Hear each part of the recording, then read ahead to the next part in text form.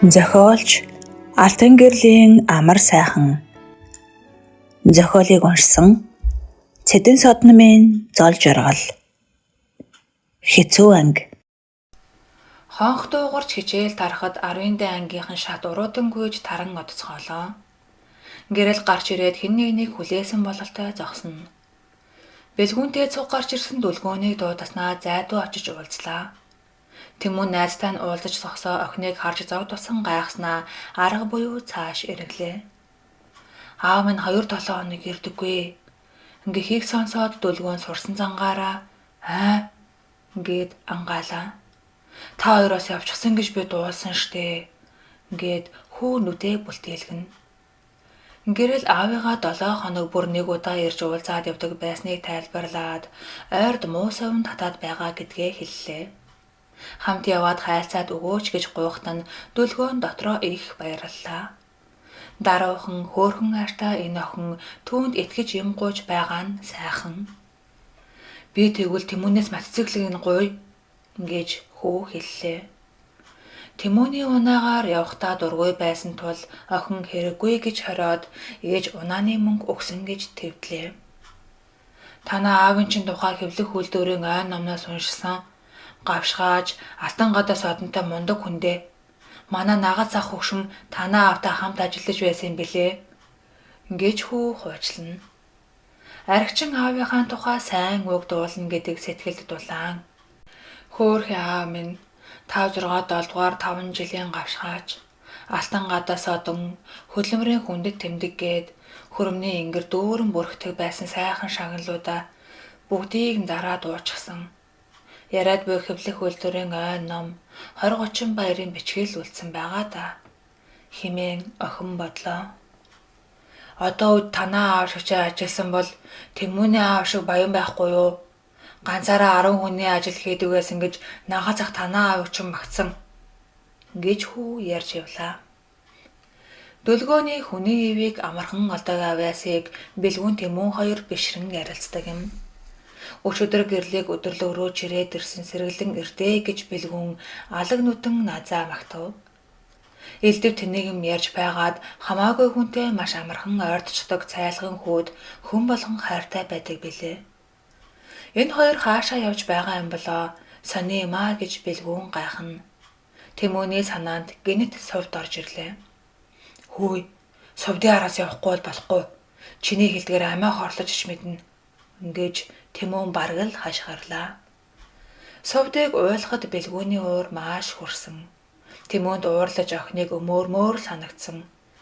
Гэхдээ яа гэхэвдээ нэгэнтэл ийм юм болчихсноос цааш хөөхий совд удаан уйлах шинжтэй шүү гэж бэлгүүн бодож зогслоо.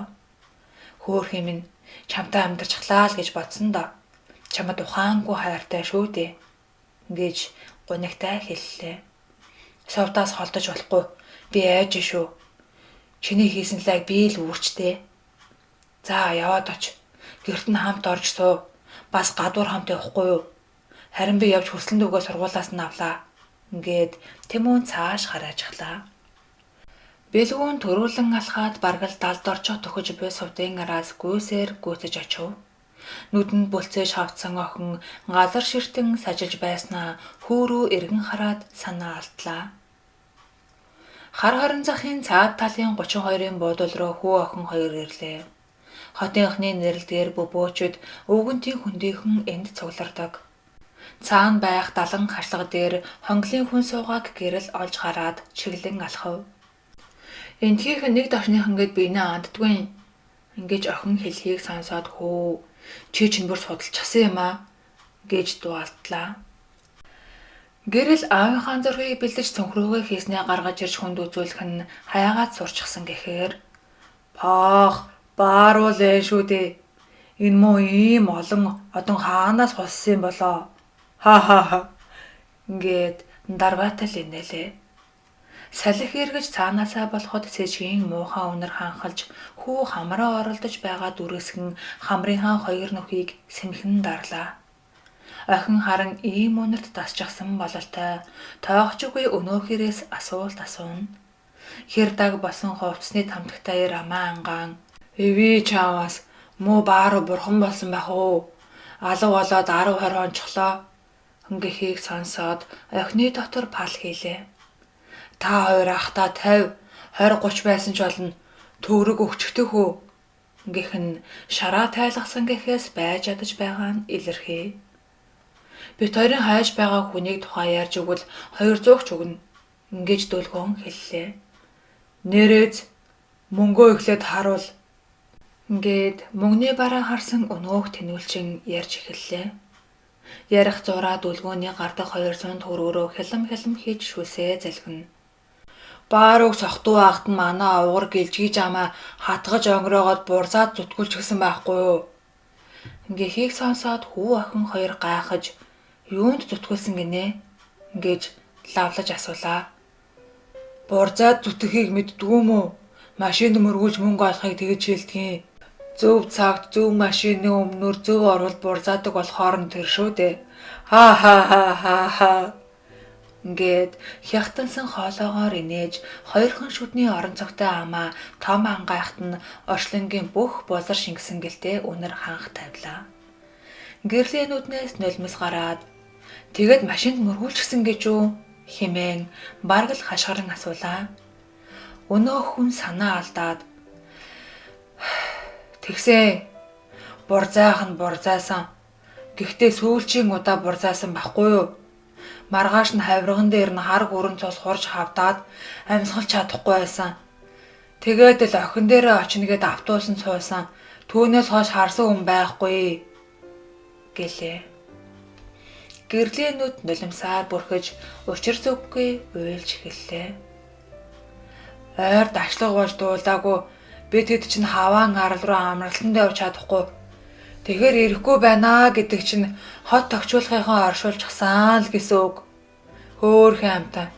Согтгоороо би цэцэг цэврүү шиг охинтой хүнгээд л ойролдог байж үлээ. Баарууд балууных нь хөөхөн охин байхавдээ чааваас.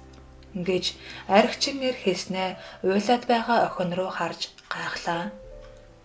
Дөлгөөн түүнд 200 төгрөгөө сарвайгаад тэр хүний яриад байсан цэцэг цэврүү шиг охин нь байна ахаа. Ингэж хэлчгээд гэрлийг хөтлөн холдлоо. Хонглын хүн байдгаараа ангаан гайхаад араас нь намг өлөрсөн суув.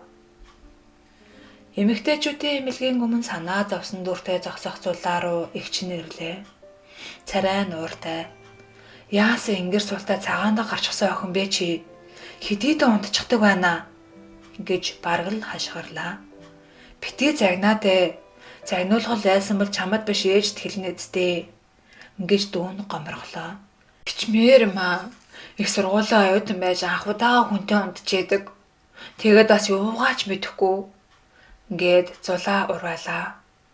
Цэцэг цүнхнээсээ хуанлыг гаргаад дуугийн сарын тэмдгийн мөчлөгийг тоолж үзлээ. Чи одоо атал мэдэхгүй байхдаа яах вэ?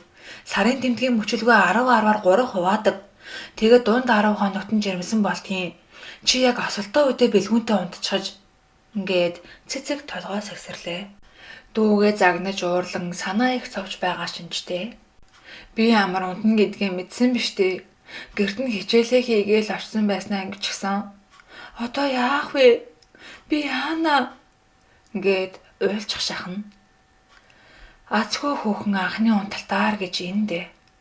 Анхны унталт гэдэг чинь их өндөр эрсдэлтэй байдгийн да хүүхэн минь гэж игч нь хэллээ. Сургуулийн үүдний танхимын хананд сунжид багш инх цалман хоёрын зургийг цэцгээр хүрээлүүлж нилээд томоор хэвлүүлэн хаджээ.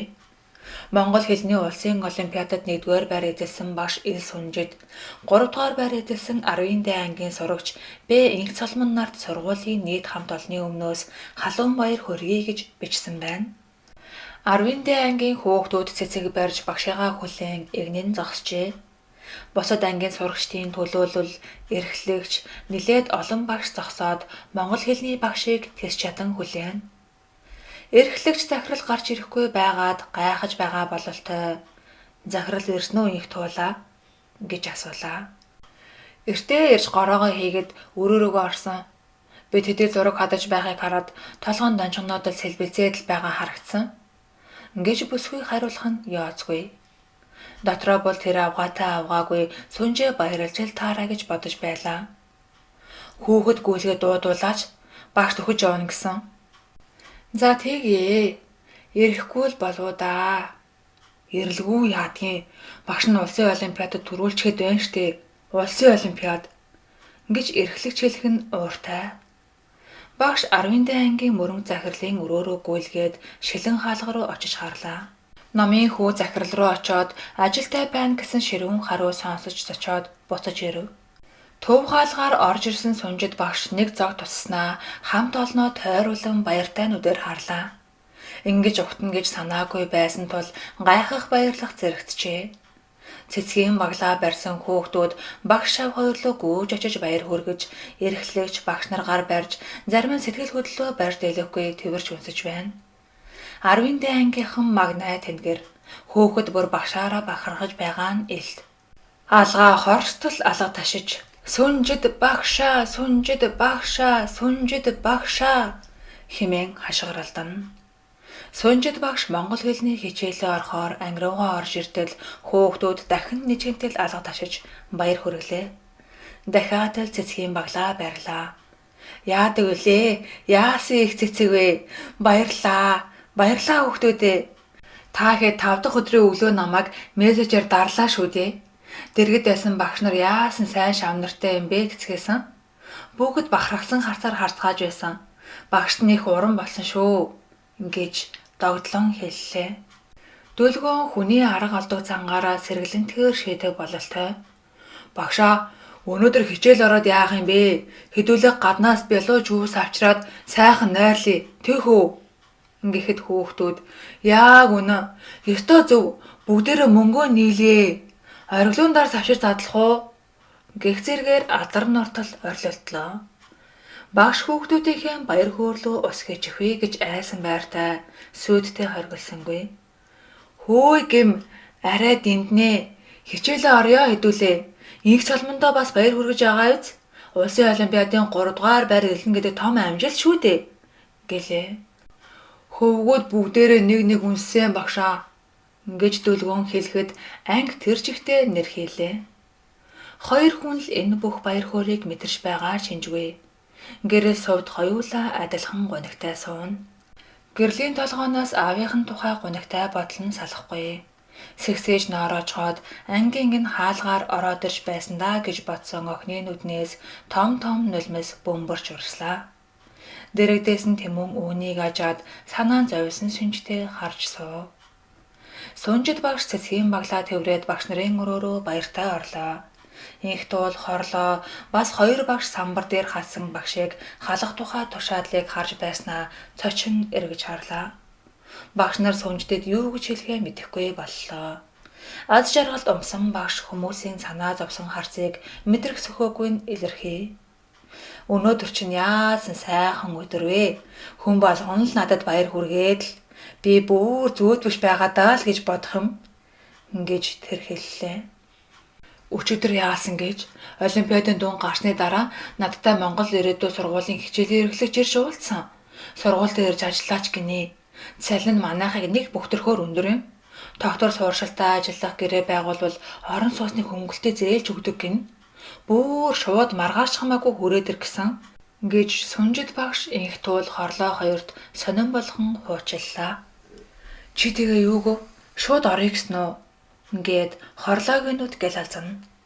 Багшийн өмнөөс баярлаж догдолсондоо дороод өвхөрх нь холгүй.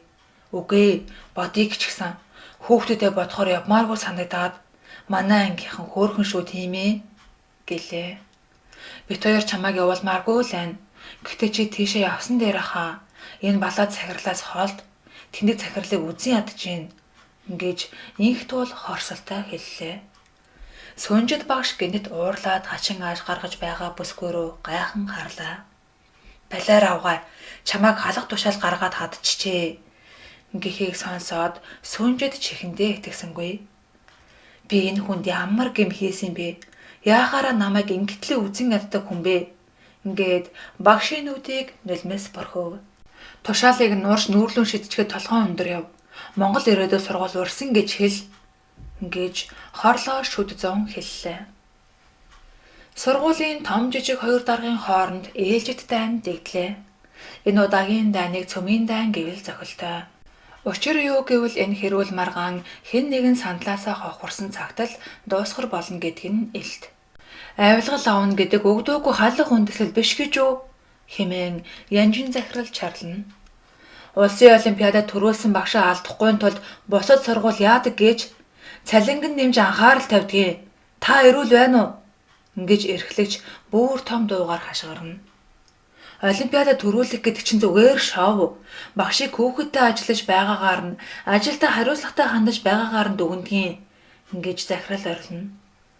Эрхлэгч сурсан зангаараа хаалга саван гарсны дараа захирлын уур цохол буцалж дөрж байхууд сүнжид багш өрөөрөө нь орж харц дээгүүр өөртөө ихтэй зогслоо. Гэртээ байгаа гурил будаанд хүрээчгүй, буцааж ав гэтэл авахгүй байгаа тухай хэлж тайлбарлах гэсэн боловч сонсох шинжгүй. Элдвэр доромжлон гутаа хаястай. Сүнжид захирал руу ууртай хараад хажид та хоёрыг энэ тушаалыг чинь бүгдийг чинь үзэн ядчихээн. Чамайг халсан халаагүй би явна гэж хэллээ. Өө за эн чинь бүр цагаандаа гарчихсан шулан байж яв чи яв. Явж тэр цэвэрлэгчээ хий хэмээн Янжин захирал тавллаа. 2 дахин илүү цалинтай газраас багш болооч гэсэн урилга ирсэн. Байрч амлсан. Өмнө чинь жишир цогцдог хөг өнгөрсөн. Баяртай захирлаа гэж хэлчгээд багш хаалга саван гарлаа. Захирлын гар ууралсандаа салгалан чичирч харагдана. Ховийн сургуулиуд сайн багш нарыг өндөр цалингаар туучигдэх нь үнэн. Энэ муу навсгар бүр гараад өгөх нэ. За гайгүй. Ямар сургуулийг нь мэдж агаад уцтаад бүхсийг чинь ухчихж болох байлгүй. Янжингийн сунгасан гар хаа хүрдгийг чи үзнэ. Муу хөдөөний хөөхөн. Ингэж үүдэндээ суугаа бичээж хүүхэнд дуулдгаар чангууглаж нааш цааш хөлгөж байв. Дуйлайн цэнгэл гаднаас анги руу харайж орлоо. Хүүшээ хүүхдүүдээ ангийн багшийг ажлаас нь халж байгаа гинэ. Ингээхийг сонссон хүүхдүүд зэвүүцлээ. Ярихаас өмнө бодож байгаач чи ингэж түүнийг ангийн дарга загналаа. Бүрнээ ганаа эднэр багшид гурил аваач өгснөөс болж багшийг авилгалын хэрэгээр халж байгаа гинэ. Ингэж цэнгэлийн хэлэхтэй зэрэгцэн ангийн хаалга онгойн сүнжид багш орж ирлээ. Хүүхдүүд чимээгүй болж бүгд багшийнхаа ам руу харна. Багш халагдсан тушаалаа барьжээ. Хэдхэн минутын өмнө би энд баяр хөөрөөр дүүрэн зогсоод хүүхдүүдтэйгээ ярьж байж өнөө өглөө багш нь насан туршдаа мартахгүй. Миний хамгийн жаргалтай өдөр гэж дуурсаж явах болно. Би та нарыгаа надад ямар их хайртайг мэдэрсэн. Би жаргалтай байсан. Гэснээ сүнжид багшийн хоолой зангирлаа. Хүүхдүүдийн ихэнх нь багшигаа даган нулимс гаргажээ. Багш нь гонигтай мэдээ дуулахаас өөр аргагүй боллоо. Та нараасаа салахад их хэцүү байна. Гэвч яа гэхэвдээ би явхаас өөр арга байхгүй. Багшийг нь сургуулийн захиргаа халах тушаал гаргажээ гэж хоолой зангируулан арай ядан хэллээ. Хүүхдүүд гүн цочролд орж бүгд чимээгүй боллоо. Бүрнээгийн царай баргар босч ирээд бид таны цаланг асуулсан болохоор л чин сэтгэлээсээ тус болох гэж гурил будаа аваач үлдээсэн шүү дээ. Та авахгүй биднийг буцааж авгээд байгаа зү гэлээ. Та нар буцааж авахгүй манад байж л байгаа шүү дээ. Тэр юмнууд чинь манай гэрт байгаа болохоор авчихсан л гэсэн үг биш үү? Гэхдээ би тэр гурил будаанд огт гар хүрээгүй яг хэвэндээ байж байгаа. Ингээд багш урт амьсгаа авлаа. Хүүхдүүд минь багш нь та бүхэнтэй өнгөрүүлсэн цаг хугацаанд аз жаргалтай байсан шүү. Та бүхэнтэй ойлголцохгүй байхдаа аз жаргалтай байсан. Багш нь хүүхдүүдтэй бүгдээрэнд чинь хайртай. Та нарыгаа их өгүүлэх байхдаа хэдий богино хугацаанд хамт байсан ч маш их дассан болохоо одоо л мэдэж гэлээ. Бол сайхан цухалдсан өнгөөр шудраг бос шийдвэр юм шүү гэлээ. Хүн аль өнцгөөс нь харахаас шалтгааллах зүйл л дээ. 2 оюутан охин тижээдэг цалин амьдралдаа яагаад ч хүрдэггүй өрх толгойлсон ядарсан эмэгтэй цалинг асуулчихсан шавнар нь шин сэтгэлээсээ багштай тусаж тус нэмэр болох гээд ганц уйд гурил жижиг сав будаа тэврээд ирснийг буцаагаад авцгаа гэж уурлаж загнаж хүйтэн цэвдэг үг хэлж чадаагүй юм а багш нь. Буцааж аваач гэж гуйсан. Авалгүй байсаар л ийм байдалд хүрлээ шүү дээ. Хуулаараа бол би буруутай. гэж хэлээд багш нь гарахаар хаалга руу иргэснээ нулимсаа орчлаа. Хүүхдүүд бүгд уйлжээ. За, багш нь та нартай салах хосхий. Хүүхдүүдэд нэг үнсий дээ. Ингээд сүнжид шавнараа үнсэн хойш ахлаа.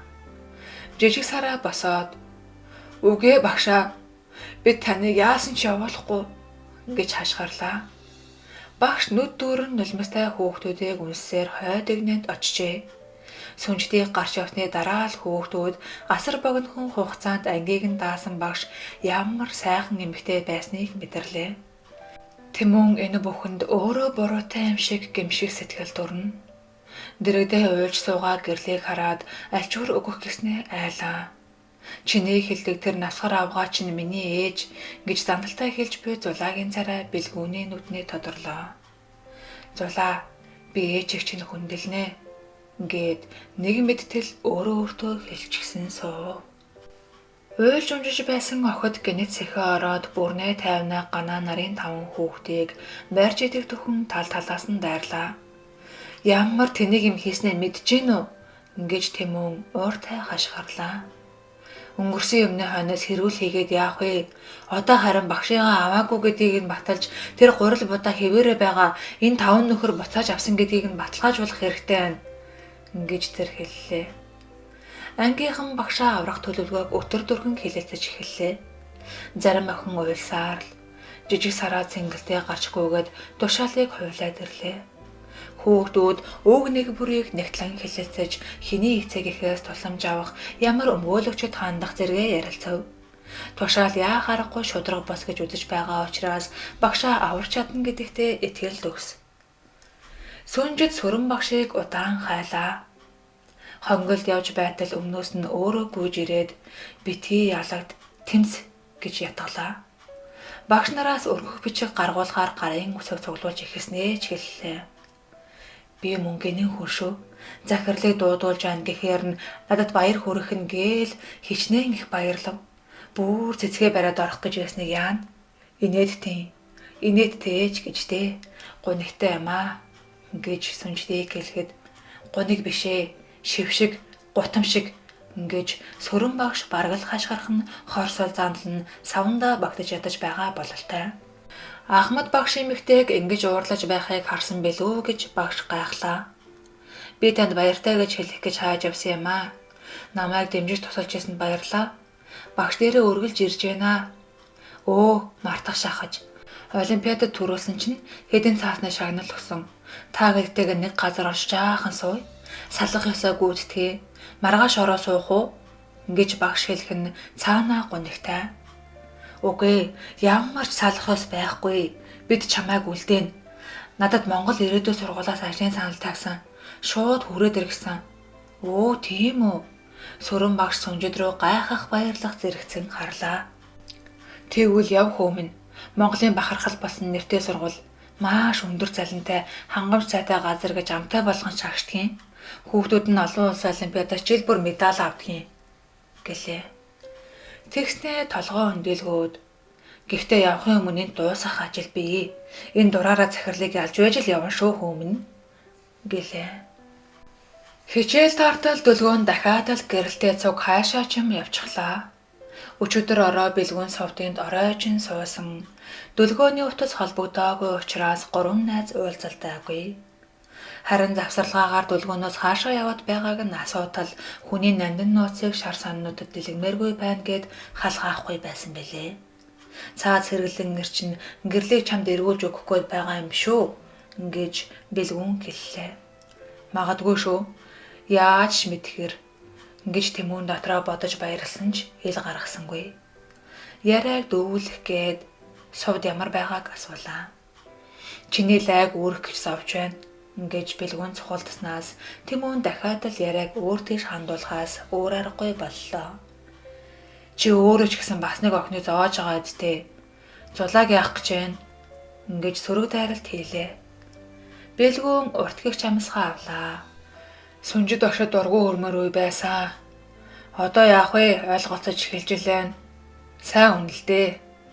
Гэхдээ л багшаа хоёр хадам хөргөн бололцож байна гэж бодолтой. Манай ангийнхан 5 жилийн дараа Сүхбаатарын талбай дээр уулздаг. Тэгсэн чинь би багшаач гэж чадахгүй, ээжээч гэж чадахгүй зогсно.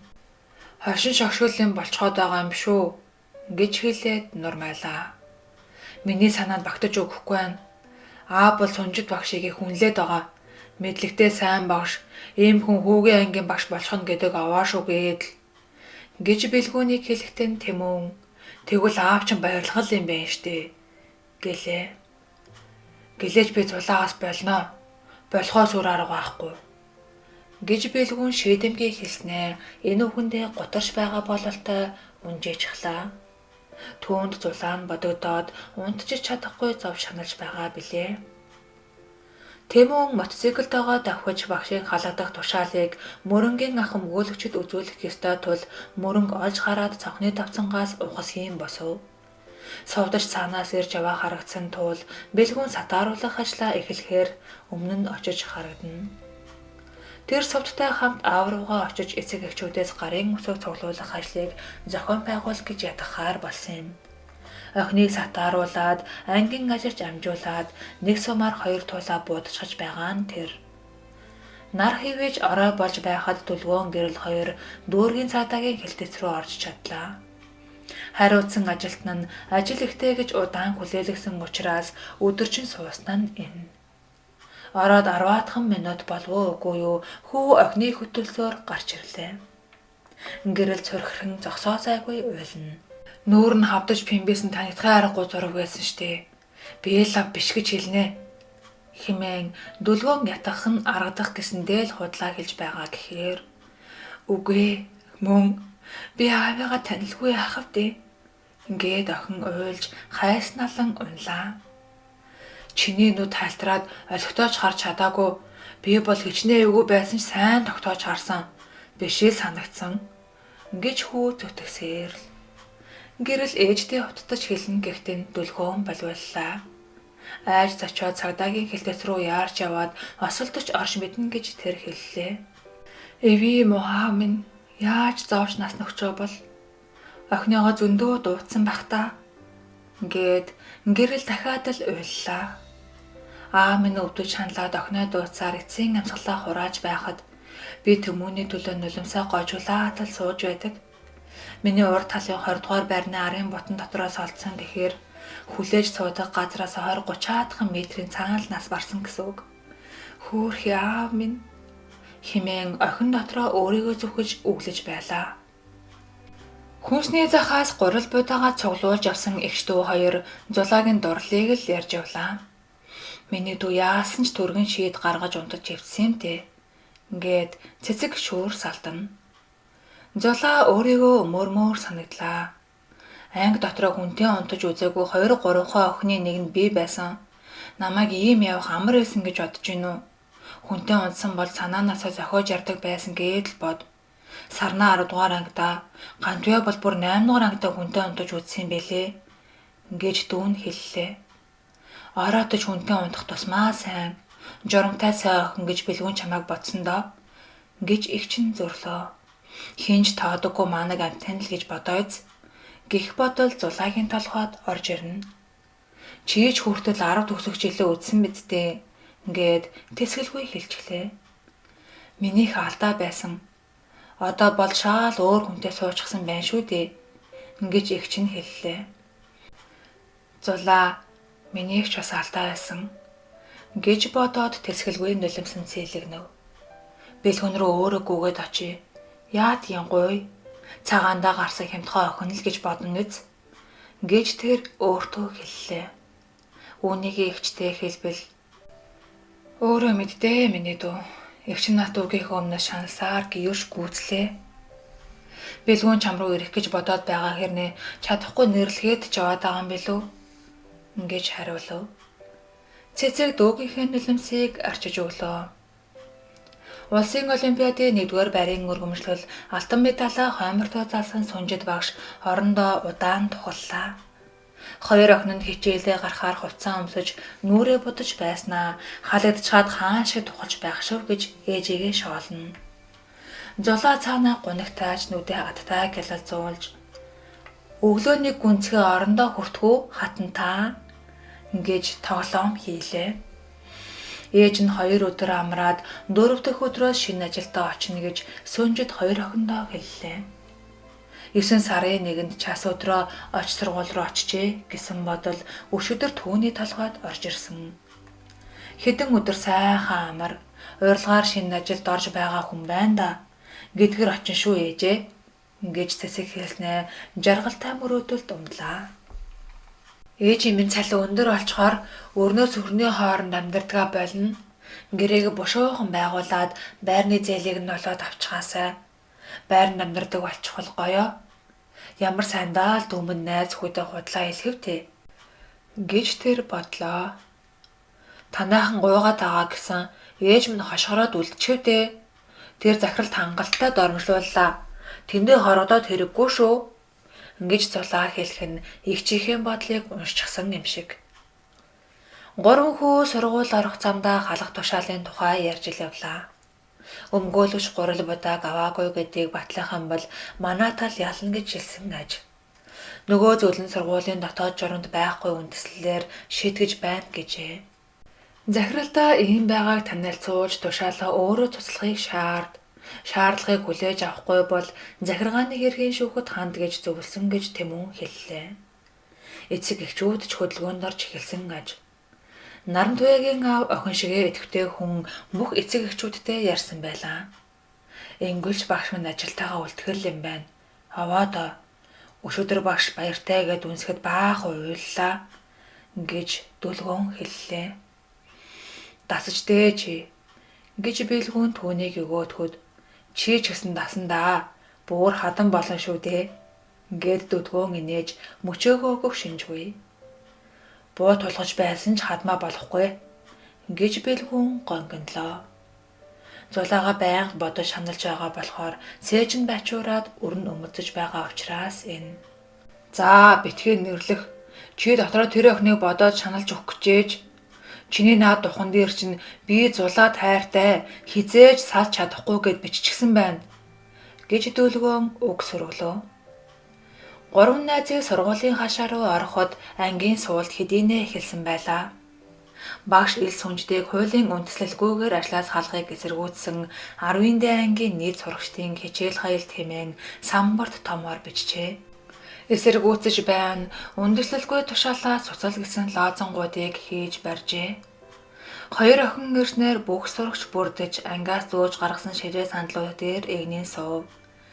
Эхний цагийн хонх дуурахад хүүхдүүд эсэргүүцлийн лоозонгийн үгнүүдээ нэгэн дуугаар хашгирч эхлэхэд оч сургуулийн бүх анги тэр аяараа хүүхэд багшгүй цонхон дээр овоорлоо. Захирал харин энэ чимээ шууганыг сонсохлохгүй байсангүй. Энэ мөчөд дүүргийн засаг даргын тамгийн газар нийслэлийн боловсролын газраас 2 түншмэл ирж захирал эрхлэгч хоёрын ажлыг хүлээлцүүлж байлаа. Янжин захирлын царай ширэн мэд хүрлээж байдгаараа өрчээсэн харагдана. Эгмагхийн дуулдах төдий ганц 2 үг хэлэх нь урдын жамц баяны дураараа ихнэр биш болжээ. Нилээд юм бож дүрм журм гүйцэлдүүлсний эцэст за ингээд цугар эрхлэгч та ажлыг төр гүйцэтгэхээр томилогдож байна. Ажил хүлээж авч буй баримттай гарын үсэг зурна уу? Янжин захирал тааш гэсэн үүндэр гарын үсэг зурах ёстой гэж түншмэл хэллээ. Захирлын хоолой зангираад тамгаа авч эрхлэгчэд гардуулахаар барих нь өрөвдмөр. Сугараа би муу хүн байж болно. Би атсах шиг адаар ааш гаргасан байж болно. Гэхдээ л би оч цогцлбор сургуулийг аж ахуйн хувьд хөл дээр нь зогсоож чадсан шүү. Энэ сургууль биедэг журам гэдэг зүйлийг жинхэнэ ёсоор нь тогтоож чадсан. Энэ бол хинч маргашгүй миний бүтээж бий болгосон зүйл. Үүнийг цаашид уламжлуулж хадгалж яваарай гэснээ тэс чадалгүй хоолой зангирууллаа. Шүүх үнэн мөнийг тогтоох үстэй. Таны сургуультай эргээд ирнэ гэж найдаж байна шүү. Өчигдөр би танд уурлаж, таны дайсан шиг хандаж байсан ч энэ бол зөвхөн ажил хэргийн л маргаан шүү гэж согор хэллээ. Яг цаг нь тулаад ирэхээр хонь чон 2 шиг байсан хүмүүс ч хүртэл биенийхээ төлөө зүрхээ шимшрүүлдгийг эрхлэгч биеэрээ амсав. Аж ахуйн хувьд энэ сургуулийг босгосон нь хинтээж маргашгүй үнэн гэх бодол түүний толгойд орж ирлээ. Хаалга тархын онгойж цагдаагийн ахлах тэслэгч дэд ахлагчийн хамт орж ирэхэд захирал бондгос хитэлц очоод царай нь хувхаа цайлаа. Ахлах тэслэгч Тавхетэл яслаад төрийн хүний төмөр нүүр тунрууллаа. Ош цагцолбор сургуулийн захирал машин янжин та мөн үү? Ингэж тэр асуулаа. Тийм ээ. Захирал байсан янжин би мөн. Ингэж дуулдах төдий уруу харах нь хөөрхийн эмэгтэй сэтгэлийн бүгдийнхээ барагдчихуу гэмээр. Таныг Монгол улсын нэрөөгийн хуулийн 265 дугаар зүйлийн 2 дугаарт заасан эрх мэдлээ уруулан ашиглаж байгууллагад их хэмжээний хохирол учруулсан гэмт хэрэгт сэжигтнээр тооцож баривчилж байгааг мэдэгдэе. Ингэж хэллээ. Захирлын нүднээс том нулимс гарч ирээд 10 хэдэн жил суусан өрөөнийхэн шалан дээр унаж замхрав. Магадгүй энэ өрөөнд үлдэж буй сүүлчийн улам өрн энэ байлаа. Суулт хийж буй Хэцүү аймгийн өмнөр янжин захирал хоёр талдаа төрийн хувцастай хүнээр цагдуулан алхасаар өнгөрлөө. Цагдаагийн хоёр ажилтан гайхаж алмаарсан хүүхдүүдийн нүдний өмнө заналтай эснэг нь машинд албадах мэт суулгаад хөдөллөө. Бүх хүүхдүүд ороо дээрээ гарсан харагдана. Төслийн мөнгө идээд цагдаад мөрдөгдөж байгаа гэсэн үний юм байна. Би та нарт хэлээд байхад итгээгүй штэ. Ингэж цэнгэл хашгирлаа. Хүүхдүүд нэгэн зэрэг дуулан хочид охины урт жигтэйг дотроо биширсгэв. Одоо тэгэхээр суултаа яах вэ? Баривчлагдсан захирал бидний асуудлыг шийдэхгүй хичээлээ хаяж суухын утга учир алдагдаж байгаа юм биш үү? Ингэж амандаа шууглаа. Сүрэн багш эсэргүүцлийн өргөх бичиг дээрх багш нарын гарын үсгийг тоолж үзлээ. Нийт 71 хүн энэ өргөх бичигт нэгдсэн байна. Бүх багшаар гарын үсийг зуруулах гэж өчигдрөөс хойш эцэж унтлаа гүйсэн юм. Та дахиад жаахан гүйгээд 76 болгочихгүй. Сүртэй сонсогдсон шүү дээ. Гэж хорлоо тохуу хийлээ. За яршиг да гэж сүрэн багш хэлээд захирлын өрөө рүү их туулыг дагуулж явах гэлээ. Ахмад багш нар нэр сүртэй хүмүүсээс дагуулж орсон дээр гэж бүсгээ хэлхийг сонсоод зөв бид хоёр шиг будааны хүүхдүүдийг бодвол жинтэй харагдан шүү дээ гэж хорлоо дэмжлээ. Гурван багшийг ийн ярилцаж байтал хичээл завсарлаж багш нарын өрөө дүүрэн хүнтэй болж төслөөс мөнгө идсэн хэрэгээр янжин захирал хэрэг татагдаж байгаа тухай ам уралдан ярьцгааж дуу алдацгааж эхэллээ. Эцэг эхийн хөгжлийг дэмжих төсөлч гэх шиг их гаж нэрүүдтэй хачин төслөө сургууль дээр хэрэгжиж байгаа гэдэл хаяа нэг телевизээр ярьдаг байсныг хүмүүс мэднэ. Багш нардаж эцэг эхчүүдэд ч наалдаггүй тэгээд бас орчуулгыг нь таг туг хийсэн нэртэй төслүүд шил дараалаад л үргэлжлэх юм гэж сүрэн багш хаяа нэг гайхдаг байснаа саналаа. Эцэг эхийн хөгжил гэхээр юу гэж ойлгох вэ? Хэмээн багш нар доогдохуу хийдэг байсан. Ахмад багшийн болыг талсан хүүхнүүд хошуу амаа билүүдэж наад эсэргүүцэл чинь хэрэггүй болчихлоо. Хайрын хөдөлмөр яаран боллоо тоо гэж сүрэн багшийг шоолцгооно. Гэлгархаар шаахааныхаа өсгийг 4 хуруу элэгтэл гүйсэн гэлүү таа гэдэл тас хөөхөрцгөө. За яалаа гэж хэрэггүй болдгийн. Дараагийн удирдлагад нь өгөөдөө ончно. Ингэж цохолтоход даран багш энийгээд байдлаа суугаар эрхлэгчээ эсэргүүцэх нү гэж хоолоо хятнуулан хипхоп аялгаар дурж өгнүүллээ. Залуу багш нар биенээ харахаараа зүрхэн хөөрөөд хүн бүрл алаа марсан болж хүүхнүүдийг инээлгэхгээд ядчихдгийг мэдэхгүй биш. Сүрэн багш төвчээртэй байлаа. Өрөөнд бараг бүх багш цуглаж шавааралдаад багш нарыг ойлгодог, үргэлж тэдний төлөө захиралтай үдэлсэж байдаг хүн захирлын өөрөг гүйцэтгэгч болж байгаад баярлан дуалдцгаана. Бошоохон жингэлчээсэ гэж нэг нь хэлэхэд бусдын дуушуу болон дэмжиж дуулдана. Чадвартай мэдлэгтэй юм чинь ногоон гэрлээр захирал болгоно гэлцэв. Эрхлэгч мэдээж халах тушаалаа цуцалж таарна. Гэхдээ цуслах тушаалдаа хавсрахад хэрэгтэй. Эсэргүүцлээ оруулаад өгчихье гэж эсэргүүцлийн хөдөлгөөний толгойлогч хэллээ. Томилогдоод секунд ч болоогүй байхад нь өргөх бичиг гардууллаа даа гэж багш нар сүрэн багшаар тоглоом хийсээр хоцров. Захирлыг ачигдаад явчихад яах учраа болохоо байж хаад хичээлдээ буцаж орох хэцүү, суултаа өргөжлүүлэх утгагүй болж толгойн эргчгээд байсан хүүхдүүд эрхлэгч ирж явааг хараад чимээгүй болцгоо. Сугар багш хүүхдүүдийг тойруулан хараад би өнөөдрөөс эхлээд энэ сургуулийн захирлын үүрэг гүйцэтгэгчээр ажиллах болж байна. Өмнө танай ангийн багшаад авч байсан арга хэмжээ тушаалуудыг хуульчид үзүүлж зөвлөгөө авч байсан. Хууль зүйн үндэслэлгүй гэдгийг нь хэлж байсан. Тийм учраас би өмнөх тушаалуудыг ч халах тухай сүүлийн тушаалыг ч сургуулийн удирдах зөвлөлийн хуралд оруулж хүчингүй болгуулах талаар хэлэлцүүлнэ. Миний захирлын үүрэг гүйцэтгэгчийн хувьд гарах анхны тушаал маань сүнжид багшийг ажлаад халах тушаалыг хүчингүй тооцох тухай байна гэдэгт би эргэлзэхгүй байгаа. Ингэж хэллээ. Хүүхдүүд баярлан алга ташиж "Ураа! Бид яллаа!" хэмээн дуушгүй болцгоо. "Багшаа, нэг асуулт байна. Захирал төслийн мөнгө эдсэн гэж үнэн юм уу?" гэж ангийн дарга асуулаа. "Хүний гин буруутай эсхийг шүүхэл тогтоодгийн. Одоо зөвхөн сэжигтнээр татаж баривчилж байгаа." гэж эрхлэгч тайлбарлаад сандлаа тэрвэрсэн, үүрсэн, түүртсэн хүүхдүүдтэй зэрэгцэн алхасаар сургууль руу орлоо. Сандлаа толгой дээрээ барьсан хөвгүүдийн хамгийн сүүлд алхаж явсан Тэмүн дөлгөөнийг нударч дуудлаа. "Чи хэлчихэлдээ. Гэрэл яагаад уйлаад байгаа юм бэ? Өчигдөр чамтай юунд явсан?" гэж асуулаа. "Аав нь алга болчихсон. Тэгтэл нас орчихсон юм уу да?" "Аа?" Тэмүн яг л дөлгөөн шиг ангаалаа. Тэгснээ "Нас бараагүй штэ" гэж бараг л хашгирлаа. Энэ удаа харин дөлгөөн "Аа" гэд байдгаараа ангаалаа. "Би аваачаад сувлал хэвтүүлчихсэн. Гэрлийн аав охиноо гинэт баярлуулна гэд гэрээхэндээ хэл өгөхгүй таснуучихсан" гэж Тэмүн нүдээ том болгон хэллээ. Хагас цагийн дараа алтан гэрэл багшаасаа учирлаж гуйсаар байж чулаа авсан бэлгүүн гэрлийг мотоциклтойгоо сундалан давхиж явлаа. Тэр хоёр алтай сувлал гэсэн бэсэрхэн барилгын өмнөх зогсоолд хоёр дугуйт унаагаа тавиад дотгош орцгоолоо. Охин яарсандаа ухаангүй болчихсон нь илт. Ядал хөдөлгөөн нь дэн дун.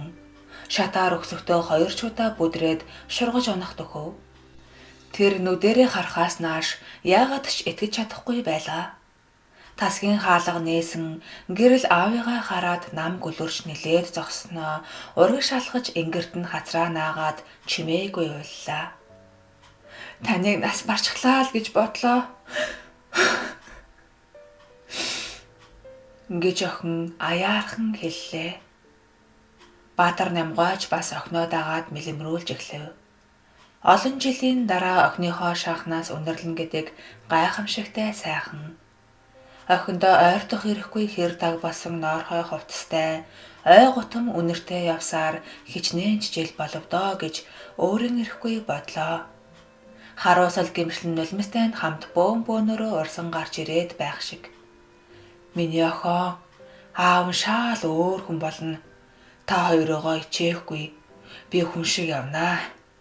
Амлаж гин" гэж хоолой зангируулах эцэг сүүлийн 10-аад жил амнаасаа унгаагүй үхсийн сангаасаа хасах төхөөд байсан нандин үгсээ нэг амсгаагаар урсгалаа.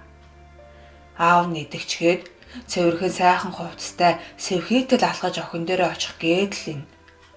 "Чамд битгий хэлээрэ гэр Тэмүнээс гуйсан" гэд Баатар Намгай чичирсэн гараараа охиныхоо үсийг заслаа.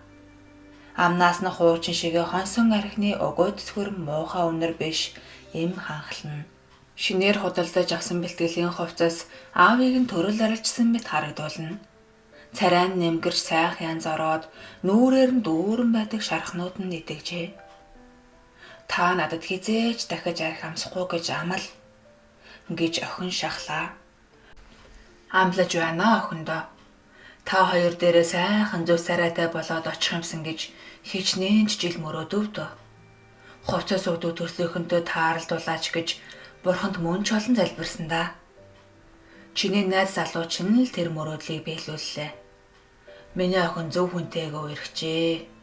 Тэмүн гэдэг тэр хүүг аав нь төрсөн хүүшгээл хайрлна" гэж хэлэхэд аавынх нь нүдэнд том нулимс дахин бунжигнлоо. Бэлгүүнч бас энэ бүхнийг харж уяраад нүдэндээ гарч ирсэн нулимсыг нуух гээд өөдрөө хэд дахин очоод сүүлдээ ичгээ болж цагаашраад гарынхаа араар чивхтэй ансгаа даран арчиж зогслоо. Хүний нутагт харь хэлтнүүдийн дунд очсон жаргал сайхан гой энэ хоногудад ихийг эргцүүллээ. Америк гэмч нар ноутбук гэмлэгт байлгахыг хориглоно. Ном унших гэхээр бас л цаг хязгаарлаж өчөөхөн бах хугацаа өгнө. Иймийн учир элдвийг басилгаж гүйр шивтгэхээс өөр замгүй.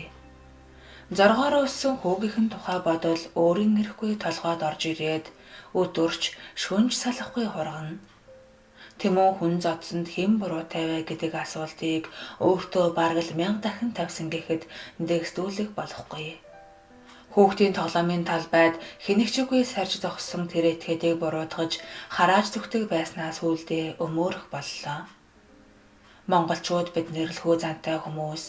Хотод шилжиж ирээд хоногийн хоолгүй ядарч байгаа хэрнээ болж байна, бүтэж байна, баяжиж хүлжиж байна. Хот гэдэг чинь яасан сайхан газар вэ гэж хэнэгчгүй уцаар худлаа ярах энүүхэнд. Хөдөөнөөс садан хамаатан нэрэхэд эргэтнээ зарж байгаад ч хамаагүй тансаг гихч дайлаад баахан худлаа яриад буцаачхна. Сарын дараа худлаа үг сонсож хуурамч тансаглалд хуурцсан садна нь бас хамаг малаа зараад нүгэд ирнэ.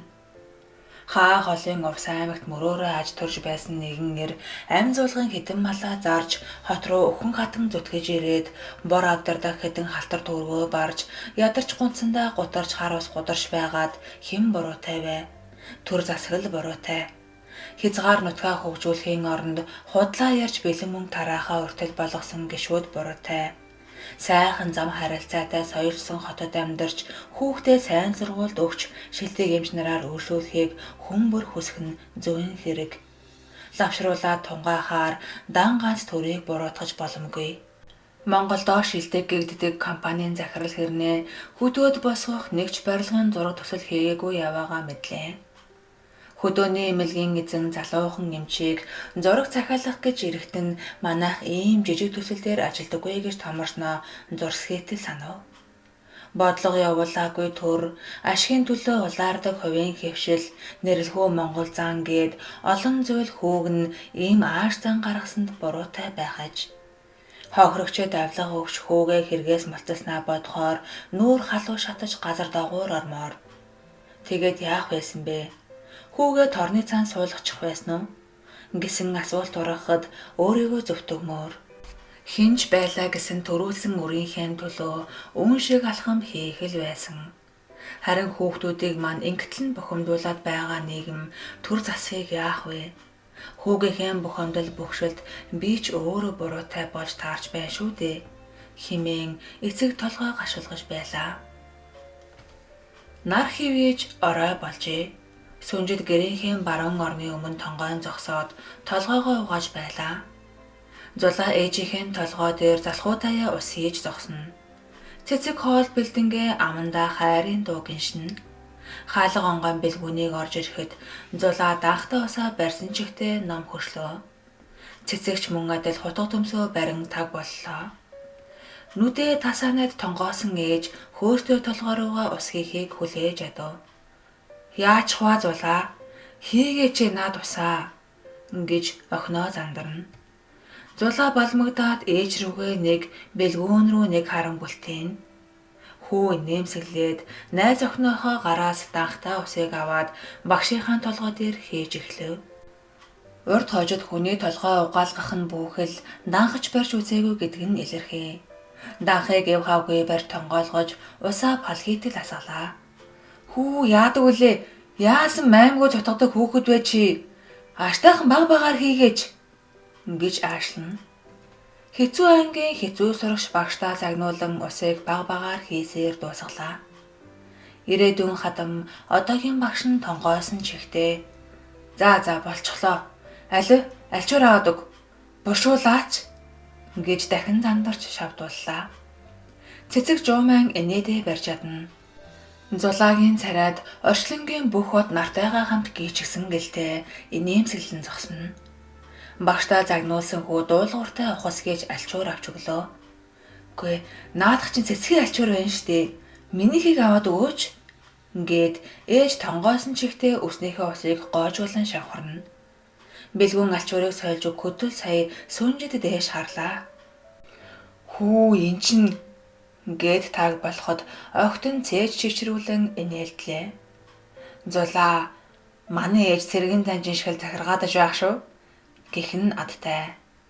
Их чинь хоймроос хошуу нэмж Хадам ээж шиг гээч гэд инээлээ. Хүү байдгаараа ичиж улаасан зогсно. Хоёр охин инээмсэглэнэ. Тэмүн Дүлгөөн хоёр байрны өмнөх сөөдрөвчөнд тухалжээ. Совд хэр байна? Тайвшрах шинж байна уу?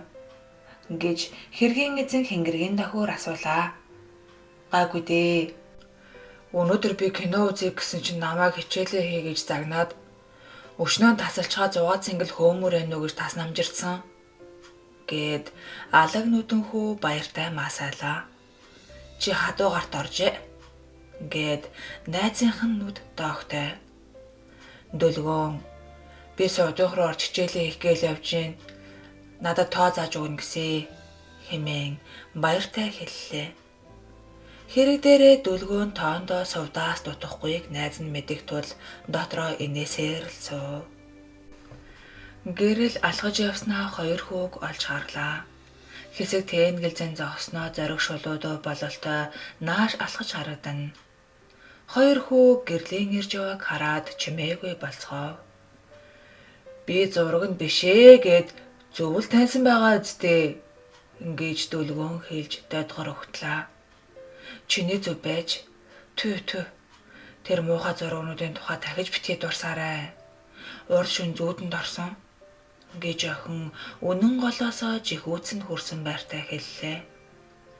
Дүлгөөн гэж ангааснаа би ч бас урд шүн орилж сэрсэн. Чи бид хоёрыг адилхан юм байна гэж дуу алдах нь инээдэмтэй. Гэрэл Тэмүн рүү хөөхнүүдээрээ ихцлэн хараад Тэмүнээ би чамд хязгааргүй их баярлаа гэлээ. Охины нүдийг нулимс бүрхэж ирээд аньсгаа арай л давж урссангүй тогтлоо. Аавын минь царайд ус сайхан болжээ. Тэмүн би чиний тусыг хизээж мартахгүй гэж охин дахин хэллээ. Сэтгэл нь их догдолж байгаа нь элд. Аавын найз бүрөв даш эмчтэл баярлаа гэж хэлэх хэрэгтэй. Тэр сувиллагч байгуулсан хүн шүү дээ. Өнгөө эмчилж сувилж байгаа. Барилгын зураг төслийг манай аав хийж өгч ирсэн. Тэгэхээр миний гавь бишээ. Буянтай эмчийн лач гэж хүү хэллээ. Дүлгөөн гинт эднийг хоёулах нэгэн үлдээхэн зөв гэж сэхээр бололтой ухас хийм босоод сувд намайг хүлээж байгааг мартчихаж гिचгээд цааш алхлаа. Хэр даг болсон ааваас минь сэрэлэлгүй эмдэгт авчсанд баярлаа. Аав минь уйлаад л яриад байна. Машиндаа суулгах гэж зам руу өөрч очсон байх шүү дээ. Гэснээ охин уйлчглаа. Тэмүнээ би чамайг их зантай хүүхэд гэж боддог байсандаа уушлахгүй. Би чамайг хүндэлж явнаа. Үгүй чи биш. Би уушлахгүй хөстэй. Би чамайг гомдоож элдв янзаар аашилж аавч нь дорд үдсэндээ уушлахгүй хөстэй. Тэмүний дотор гээчих шиг 9 сарын 1-ний хичээлээс эхэлж мэдрэгдэх болсон тэрэл нэгэн гайхамшиг цоронзон орны ер бусын үйлчлэлийг дахин мэдэрч эхэлснээ гэнэт анзаарлаа. Баяр гуниг уур хорсол ээлжилсэн өчтөрчнөн үйл явдлуудаас болоод энэ тэнгэрлэг мэдрэмжийг гээчгсэн явснаа хүү сайн ойлголоо. Охиныг тэрч аваад үнсчихмээр гэрлийн зүгээс ухаан балартам сайхан үнэр ангилна. Саяхан анх учирсан анхны харцаараа л бие биендээ татагдах болсон хүү охин хоёр доош гарч хэсэг чимээгүй сууцгаав. Хоёул ээшээ жоохон алах уу? Хамт салхилээ гэж хүү хэллээ. Тэр хоёр босч зэрэгцэн алхлаа. Биенэр рүүгээ хайр бэлгсэн харцаар харж догдлно. Шат руу хурч ирэхэд Тэмүн өмнө нь ороод гараас нь барьж түшиж буулгав. Охины гарт хүрсэн хүүгийн биеэр гайхамшигтай сайхан мэдрэмж цахилгаангүй дэлшгэл тарлаа. Гэрлээ чи надтай үерхээж би чамайг үүнээс хойш хизээж гомдоохгүй.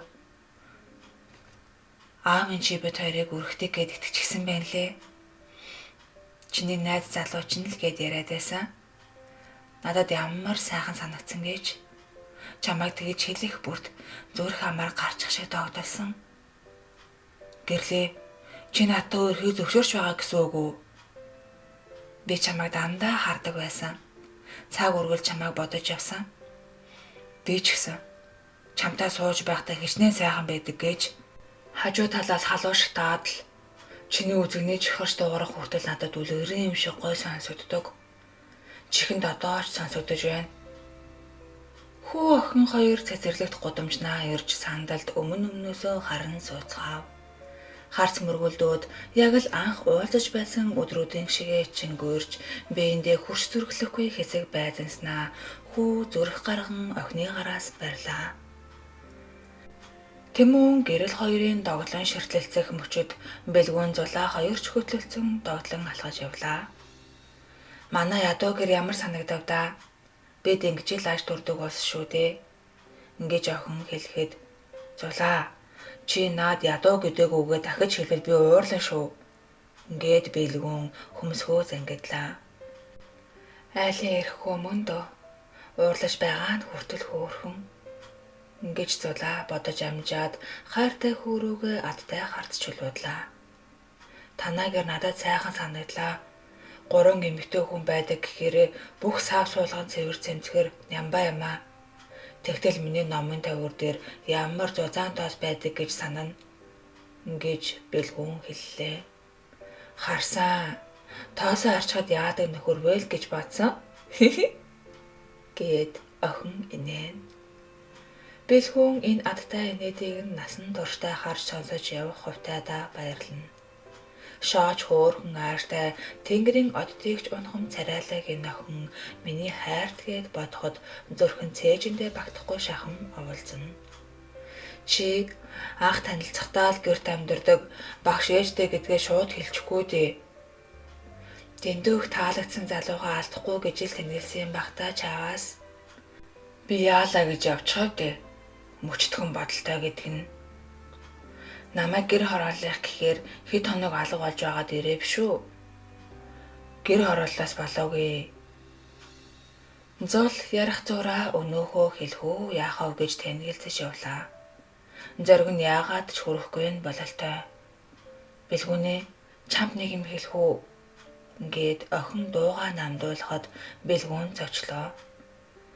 Бас юу л хэлж халаах гээд байна. Худлаа хэлсэн чинь дуусаагүй юу? Ингэснэ байдгаараа сандарч царайн цайжсан зогсов. Окей, шал өөр зүйл. Би жирэмсэн болсон байж магадгүй байгаа. Хэд хоногийн дараа тестээр үзэхээр тодорхой болно. Чи болохдоо бэлдэж дээ. Гэхийг сонсоод бэлгүүн зулын өмнөөс таг гөлөрлөө. Нэрээ юу? Нэрээ гэмдээ. Бэлгүүн юу ч хэлхээ мэдхээ болоод хэсэг чимээгүй зогслоо. Өөрөө хүүхэд байж хүүхэдтэй болно гэхээр сонирн байна шүү гэлээ. Чи баярлахгүй байгаа мó? Ингээд охин эрх хүүхэд шиг урвайлаа. Хүү улайгаад баярлж байна. Баярлах ш гэжтэй.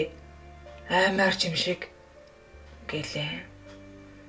Охин хүү хоёр хөдлөлцөн удаан алхлаа.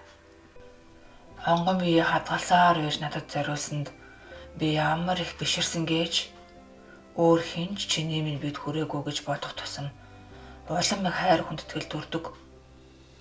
Гэж хэлээд хүү найз охиноо тэрвэрлээ. Зулаа бэлгүүний хүзүүнээс зөөгдөн өөрлөгөө чангагч татаад үнсэлцэж эхлэв. Устаасаа очсон тэрэг түрсэн эхнэр нөхөр хоёр годомж өгсөн ирж явснаа зог тусаад хэсэг харж зогсох нь инээдтэй. Эхнэр нь залуу цагаас санавуу яв нөхөрлөгөө мишэн нудраад бинээ налан тэргээ эвнайртай дүрсээр өнгөрлөө. Хасын дэрэгдүүр усны тэрэгцэртэй байтугай уурын тэрэгний цаваа гарсан ч мэдхээргүй биендээ ууссан харагдана.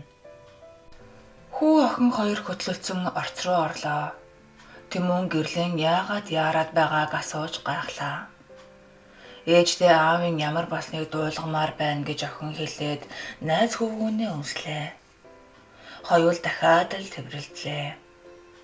Тэр хоёр энэ янзаараа бол бүтэн 100 улирсан ч салхааргүй шинжтэй. Биен рүүгээ учиргүй догдлон тэмүүлнэ.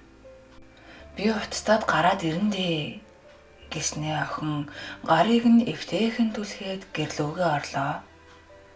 Тэмүүн хаалганы харалдаа хан налан хэсэг зогслоо. Зүрх нь оволдтол цохилно. Гэрлийн цайлган инээд хөөхөн царай нүдний нүмэн дурайна. Тэмүн яг л цогтуухан шиг болжээ. Хоёр гар нь охиныг тэврээстэй чигээрээ хацарт нь гэрлийн уруул наалдаастай хэвээр юм шиг л санагдана.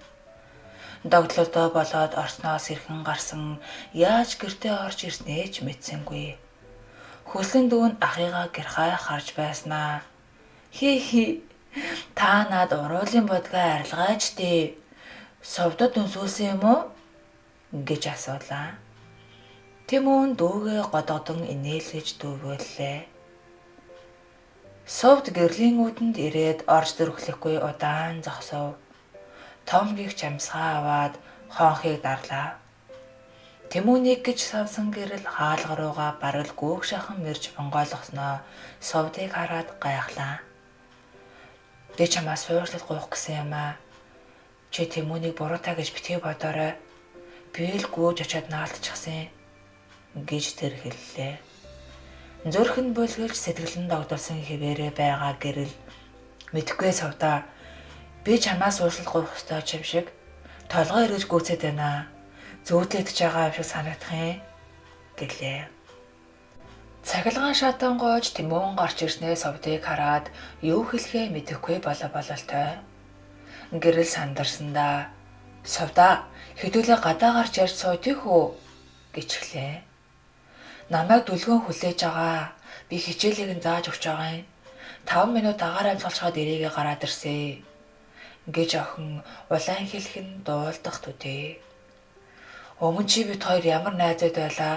Тэр хിവэрэ гэж бодоорой гэж гэрэл хэлэхэд совдын царай баяртай болоод чи ч гэсэн намайг тэгж бодоорой. За би явлаа гэд цахилгаан шат руу орж саяхан уучраа ололцсон хос ховлохноо болж хоцорлоо. Совдыг гомдоосноо бодохоор л өөрийгөө зөвхмөр болох юм. Манай сав цай охин шүү гэж Тэмүн хэллээ. Бурууга хүлээх хүнээс ичих хүн чанартайд нь гэрэл Тэмүнийг бахархан бодлоо. Гаднаа од гих чамин тодтголтойж дотроо эгэл даруухан энэ хүүг гэрэл бишрэн. Хийсэн буруу бүхнийхээ төлөө гимшиж шаналх сэтгэлтэй байна гэдэг хүнийг адгууснаас ялгадаг агуу чанар. Ийм хүмүүсийг ичих нүртэй хүмүүс гэдэг хэмээн сунжид багш хичээл дээрээ хэлж бичүүлснийг охин саналаа. Тийм ээ, сов цай охин гэж гэрэл хизээ хойно хариу хэллээ. Ээж минь чамд яаж баярлаж байна гэж охин хэлэхэд Тэмүнд их сайхан санагдлаа. Аав минь ажилтай болсон болохоор уухгүй. Сая бөөн баяр уцаар ярьлаа. Германд төгсөж ирээд өнгөт хэллэлд хамт ажиллаж байсан инженер нь одоо захирал болсон. Аавыг ажилд авч байгаа гинэ гэж охиныг хэлэхэд Тэмүн сэрт хийв. Бэлгүүн ажиллаж байсан газрынхаа захирал руу яртал Баатар намыг танилгүй яах вэ? Нэг удаа боломж олгоё гэсэн нь энэ юм. Гэхдээ энэ тухай нууцлаад тэр захирал нь өөрөө хааж утассан боловол аавд нь илүү уран болно гэж ярилцаж тохиролцсон билээ. Орой болсон хойно сүнждийн утас дугарлаа. Дэлгэцэн дээрх сугрын нэрийг хараад яс хавтайлаа. Эрхлэг шууд сургуулаа буцаад эргэж ятгаж эхэллээ. Өөр ажилд орно гэдгийг хэлчихсэн гэж зориг муутай хариулагчаа болов. Сайхан сэтгэлээр хандаж өмөг төшиг болж байсан энэ залууг хүрээд эргэж байхад нь тоохгүй явна гэдэг байж боломгүй санагдана. Сугар хэсэг чимээгүй босноо. Захирал албан тушаалыг хэрэг цэжигтнээр татагдаад хоригдчихсан. Өөр захиралтай болно. Та хүрээд ирээч гэж дахин хэллээ. Яадаг үлээ захирлыг үү гэж сүнжид дуу алдаж огтоо цочоо. Тийм ээ, би өөрөө гүйцэтгэж хийж байгаа. Маргаашнаас таныг халсан тушаалыг суслах гэж байна гэж эрхлэгчийг хэлэхэд сүнжид багш шал өөр зүйл бодож эхлээд яриаг чихнийхээ хажуугаар өнгөрөөж эхэллээ. Сугар аргаа бараад сайхан амраарай гэд уцаа тасаллаа. Ээж нь нэг зүйл санаал ож байгаа бололтой суужхад огт нь бас яаваа гэлцэн шалгаав. Сүнжид дуугаралгүй эрхлэгч рүү эргэж залгаад яг хаана хоригдож байгаа юм бол гэж асуугаад "Оо, манай горон сууж байсан газар уу?" гэлээ. Охидоо захирлын тухай хэлтэл болж ээжийг минь зовоогоод байсны гор гарч байгаа гэж зулаа зөвөөтэй дугаарлаа. "Тэгж хэлж яаж болдгийг миний охин? Тэр чинь их хүн шүү дээ. Тэр муухай газар хэцүү байгаа" гэж өглөнгийн ээж нь хөмсгөөцөнгөдөн суулаа. Нэлээн удаан бодож байснаа босч ирээд "Цэцгээ, миний охин бушуухан харшуул хийгээд орох. Хоёулаа хүн иргэнэ. Айтаахан гурлан боо би байхаа. Бас цай чаны" гэлээ. "Та сонио хүн шүү. Баахан доромжлуулж хаад одоо болохоор тэр доромжилсан балайраадаа өрөвдөөд ирэх гэж байдаг" гэж цэцэг өгөллээ. Сүүнчид шөнөөр очих нь хамгийн тохиромжтой цаг, жижүүрийг нь гуйгаад байвал эргэлд оруулчихж магадгүй гэж дотроо бодсон нь энэ байлаа. Захирал сүүнчид багшийг хараад гүлэрч байснаа уйлж эхэллээ. Чимээгүй уйлж, нулимсан асгарсаар л байлаа. Багш гараа зориг муутай явуулж, өчигдөрхөн өстөн байсан хүнийхээ нулимсыг нь арчлаа. Өөрийнх нь ч хоолоо зангиран уйлчих гээд нулимсаа буцааж ансхандаа шингээх гэсэндээ адарлуу ширтлээ. "Би танд ерөөсөө муу юм санаагүй шүү. Та битгий гомдоорой. Халив, та над харш хөлнөөсөө уу. Дүү нутгаас шинэ мах өгч явуулсан" гэж хэллээ. Захирал уйлсаар шүлийг нь чичирсэн гараар авч очно. Сүнждийг дагаж орж ирсэн цагдаа хөдөлгөөн бүрийг ажиглан зогсно. Шүлнөөсөө ганц хоёр балгасан болоод дахиад л нулимс асгарууллаа. Түркийн оччих захирлаа. "Энд хүн яаруулаад ах шиг байна. Эргэлт оруулах ёсгүйгээд би бараг л бүтэн цаг гуйж явж орж ирлээ. Бүлээд ч гэсэн байх уу? Эд захирлаа. Эмэгтэй хүнийг ингээд торчих ямар сайн байх вэ?" гэж амандаа өглөж суулаа. "Баярлалаа сүнжтэй." Захирал ингэж ав нээлээ. Шүлээг овоо дундруулаад цай уулаа. Цагдаа яаруулах гээд байгаа бололтой цагаа харна. Энэ бүсгийг ингээд хүрээд ирэх юм гэж захирал зөөтөлсөн ч үгүй. Хөөхий ядарсан эмэгтэй эрэхт нь яах ч гэж тэгтлээ аашил зовоож байв та гэж бодлоо. Хотын хэцүү хүүхдүүдтэй гинэд тулгараад учраа олж ядаж байхтан сэтгэлийг нь зогоох ганц ч болов үг хэлчихэд надаас юу унах байсан юм бол гэж захирал өөрийгөө зөвхлээ. "Уучлаарай сүнжтэй. Би гэдэг хүн чамайг яах гэж тэгтлээ зовоодаг байсан" гэд цааш үг хэлж дөнгөлгүй хоолоо зангирууллаа. Үг хэлж яагаад ч чадахгүй шинжтэй. Цагдаагийн төвчээр алдруу бололтой. "За агчээ, дуусгая да" гэлээ. "Би явхаас удах юм бол энэ хүнийг хоолноос нь салгачгаж мэднэ. Та битгий юм бодоорой. Би танд хизээж муу санахгүй шүү захирлаа" гэд багшийг эргэн харсаар гарахад торны цаана орж шаналсан хөөрхөн эмэгтэй уйлсаар хоцорлоо. Нар мандаж эх хотод өглөө ирлээ. Гэр хорооллын эхчүүд үүдэндээ гараад цайны дээжээ дөрвөн их харахныхаа зүгт шивнэн өргөцгөөнө. "Хүүг минь нөршөө, охиныг минь сайн явуулж хайрал, зээгийн минь буян заяаг тэгшиж хайрал" гэсэн олон зүйлийн залбирлыг байгаль ижидээ шивнэж буйна энэ. Сүнжид бас баян богд минь биднийгээ хараарай, дөрвөн их хайрхан минь бид гурвыгаа өршөө гэж шивнэн сүргөөд эргэхдээ. Үүнээс хойш бид дөрвийгөө гэж бай. Бэлгүүн одоо манай хүн болсон гэж бодлоо. Огт нь хоёр талаас нь анхаарал тавьж юу өмсхийг нь заах ажилдаа шимтэн. Ээж минь анхнаасаа л нэрээ бодож биеэ цэгнэ. Ож цоцолборт гаргасан алдаага давтахгүй шүү гэж гадтай сэргэлэн баг охин нь хэллээ. "Эхнээсээ л толгоо гэдгэр бай. Та урилгаар ирж байгаа улсын олимпиадын тэргуун шагналтай хүн" гэж их чин нэмлээ. "Яадаг үлээ гэдгийг яваа талтраад оччих вэ дээ" гэж сүнжид дуалдана. "Ээжээ, та өөртөө итгэлтэй байна шүү. Одоо та хувцас зүс царайгаараа хүнд голоодохгүй" гэж цулаа зоригжуулахад цэцэг нь ээжийнхээ өмнө ирээд хамгийн гол нь мэдлэг оюун ур чадвараараа бол хэнийг ч өмнөө гიშгүүлэхгүй гэх нь итгэл дүүрэн. Сүнжид хашаанаасаа гарч ирээд зог туслаа. Сургуульдаа зартай хэцүү ангийн авьяастай бас айштай хүүхдүүд нь хашааны үүдэнд бүгд ирээд игнэн зогсжээ. Ардан сүрэн багш инээмсэглэнэ.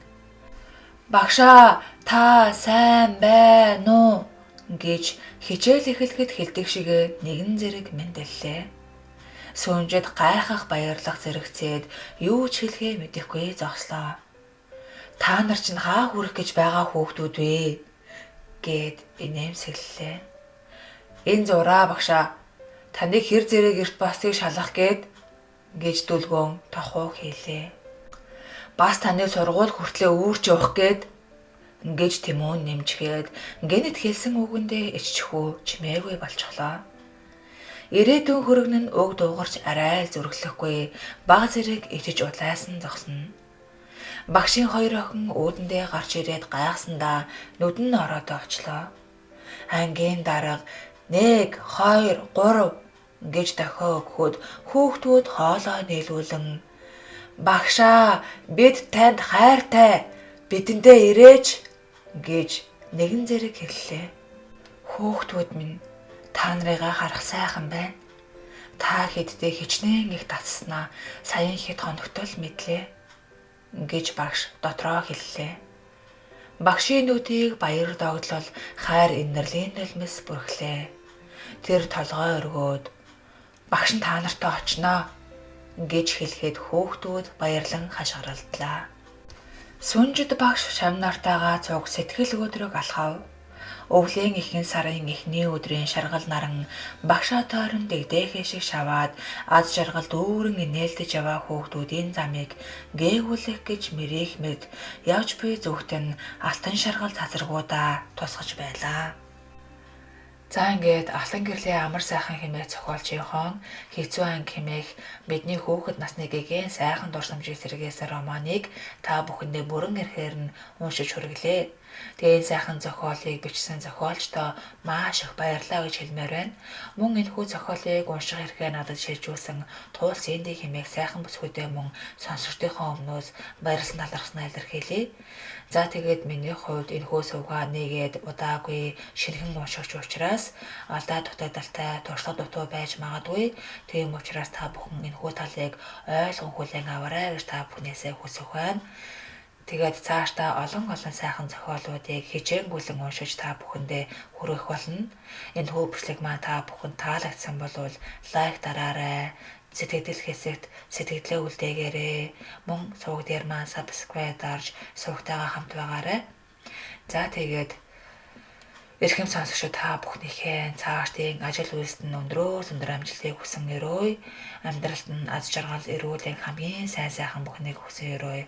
Та бүхний юу сансан 9 цагаан хүсэл бүхэн тань сэтгэлчлэн бүтэж явах болтугай. Өдрийг сайхан өнгөрүүлээрэй. Дараагийн сайхан зохиолуудаараа дахин уулзцгаая. Түр баяртай. Баярлаа.